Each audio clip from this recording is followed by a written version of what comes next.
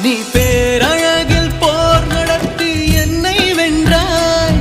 கண் பார்க்கும் போதே பார்வையாலே கடத்தி சென்றாய். நான் பெண்ணாக பிறந்ததற்கு அர்த்தம் சொன்னாய். முன்னறியாத வெட்கங்கள் நீயே தந்தாய். என் உலகம் தனிமை காடு, நீ வந்தாய் பூக்களோடு. இனி தொடரும் கனவுகளோடு.